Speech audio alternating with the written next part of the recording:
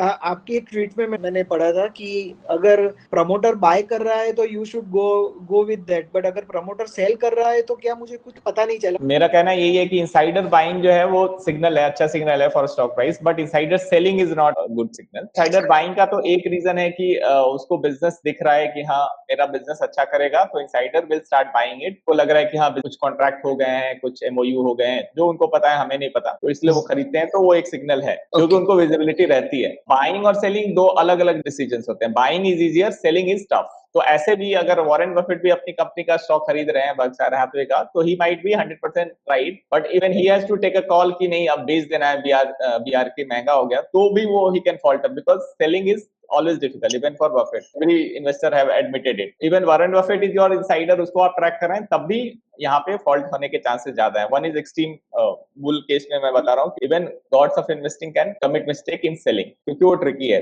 अब दूसरा रीजन है कि इनसाइडर्स जो है वो बाउंडेड रैशनल है। ये एक साइकोलॉजी का कॉन्सेप्ट है। जो स्टॉक मार्केट है इसमें दो तरीके के लोग होते हैं, एक रैशनल और दूसरे इरेशनल। बट जो रैशनल लोग हैं, और वी एज्यूम कि ये जो है इनसाइडर है वो रैशनल है, इवन मान लेते हैं कि वो पढ़े लिखे लोग हैं, कहीं सीईओ है लगे हुए हैं, कोई प्रेसिडेंट है, तो मान लेते हैं कि रैशनल है। But even rational people have a limitation. Cricket में आप कितने भी अच्छे बैट्समैन बन जाओ, बट एक कॉन्सेप्ट होता है ब्लाइंड स्पॉट का। लेग स्पिनर जो होते हैं वो ब्लाइंड स्पॉट पे बॉल अगर पटका ना तो अब विकेट ले लेता है। बहुत पहले मैं शेन वॉर्न को ट्रैक करता था, 1990s की स्टोरी में बता रहा हूँ। माइक गेटिंग बहुत अच्छा बैट्समैन था, मतलब उस समय का ग्रेटेस्ट प्लेयर था ऑफ स्पिन। शेन वॉर्न नया नया आया था और उसने उसको वही ब्लाइंड स्पॉट पे डाला था और वो एकदम आउट हो गया था, मतलब कि वो पीछे से बॉल आई और लेके चली गई थी। उसका ब्लाइंड स्पॉट भी था, even though he was the greatest player off spin, but वो उसपे अब बोल्ड हुआ। इवन राहुल द्रविड़ को भी मैंने देखा है कि वो बोल्ड हुआ, आई थिंक शेरमॉन पे ही उसी तरीके से। तो everybody has a blind spot. So उसी चीज को मैं यहाँ पे ला रहा हूँ कि हमारा नॉलेज लिमिटेड होता है। इवन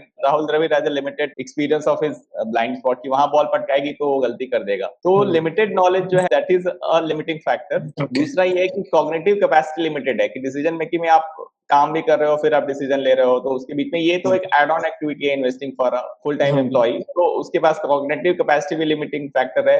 नॉलेज तो लिमिटेड है ही, तीसरा टाइम लिमिट भी है, उसके पास फुल टाइम एम्प्लॉई है तो उसके पास रिसर्च करने का टाइम नहीं होगा वैसे। तो ये तीन कंस्ट्रेन आ गए उसके माइंड पे, और उसकी सोच जो है वो लिमिट हो जाती है। सोच लिमिट हो जाएगी तो डिसीजन मेकिंग उसकी खराब होगी। और अल्टीमेट अगर वो प्रॉफिट बुकिंग की बात कर रहा है या फिर वो सेल कर रहा है, यानी कि जनरली वो प्रॉफिट बुकिंग ही करता होगा, या फिर अब जॉब कर और वो उसमें अपने स्टॉक सेल करेगा, तो जनरली उसको कुछ सस्ते में रहता है और वो प्रॉफिट बुक कर रहा होता है। प्रॉफिट बुकिंग वो तभी करेगा जब उसको कैश की जरूरत होगी, राइट। प्रमोटर को भी कैश की जरूरत होती है। अब दो तीन कंडीशन है, एक तो उसको पैसा चाहिए, ऐसे ही गरीब आदमी सही इन्वेस्टमेंट डिसीजन नहीं ले सकता, मतलब जिसको पैसे चाहिए होते हैं। दूसरा उसका cognitive capacity limited, everything is limiting. तो इसके कारण जो डिसीजन होता है वो most of the time wrong ही होता है।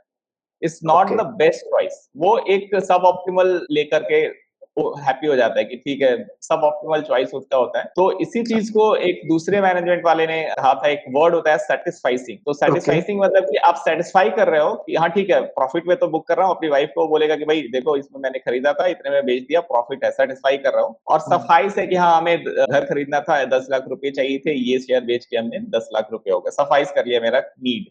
तो उसका जो सब ऑप्टिमल डिसीजन मेकिंग को ही विल कॉल इट कि ये सेटिस्फाइसिंग है, मतलब काम चल गया उसका। तो अब वो कोई काम चलाओ डिसीजन मेकिंग है, उसके बेसिस पे हम क्यों अपना टाइम खोटा करें, मतलब हमारा पैसा क्यों इनसाइडर सेलिंग पे को ट्रैक करने में जाए और उसकी बेसिस पे हम डिसीजन क्यों लें। मतलब दिस इज माय लॉजिक, और इसका प्रूफ भी है। आप देखो जेन टेक्नोलॉजी में एक मेंटी ने मुझे पूछा भी था कि आप क्यों खरीद रहे हो 328 पे, जब गया था तो उसने बेचा था अभी मार्च में। उसके बाद भी मैंने खरीदा है, एक्चुअली 325 पे भी मैंने खरीदा था। बिफोर रिजल्ट की सियोरिटी नहीं थी। अभी वो 336 पे है स्टॉक, तो प्रोमोटर डायरेक्टर ने खुद बेचा हुआ है 328 पे। तो ये मेरे लिए सिग्नल नहीं है, आई इग्नोर दिस सिग्नल।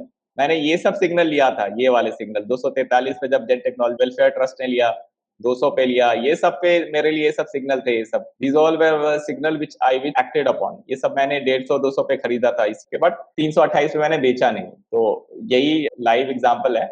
और एक और रीजन ये भी है कि इनसाइडर सेलिंग का बांसवाड़ा में भी मैंने एक ट्वीट किया था कि उसका तो आई नो। उसने बोला कि भाई मेरी सिस्टर का घर है, शेयर है, वो बेचे, जो करे सो करे, मुझे क्या, उसको चाहिए थे पैसे अब फॉर अ नहीं, न्यू हाउस।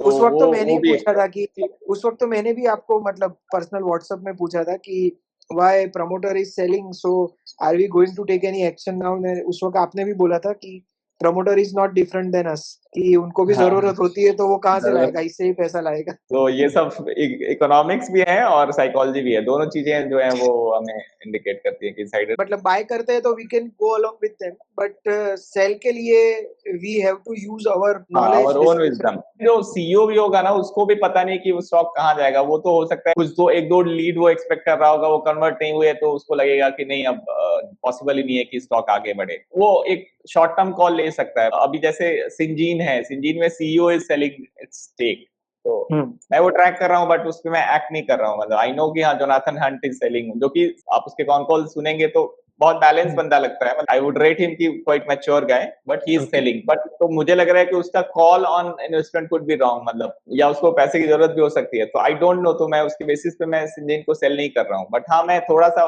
वॉचफुल हूँ बिकॉज जोनाथन हंट जो कि मेरे हिसाब से ठीक ठाक सीईओ है, अच्छा सीईओ है, तो उसको मैं थोड़ा सा वेट दूंगा, बट मेरे लिए उतना मटेरियल नहीं है। तो ये शक्ति पंप में इनसाइडर बाइंग हो रही है बाय द वे, और आप ये सब में देख लो कौन सा स्टॉक मैंने लिया था 42 पे, तो उसमें भी इनसाइडर बाइंग है। वो सब में इनसाइडर बाइंग से ज्यादा अच्छे मिल जाते हैं स्टॉक, अपना थीसिस प्रूफ हो जाता है। ओके, तो मतलब इनसाइडर ट्रेडिंग पे भी you do keep check every day, daily basis, और लाइक हाँ वो अलर्ट आ जाता है ना स्क्रीनर पे कि स्क्रीनर पे इसमें अलर्ट आता इनसाइडर रिपोर्ट, हाँ, या फिर मैं जाके देख सकता हूँ, जैसे मैंने ये जेन वाला तो अभी जाके आपको दिखाया, जेन वाला है? Yes yes insider yes. Trades, तो उसमें वो बता देता है कि 6 महीने में क्या हुआ।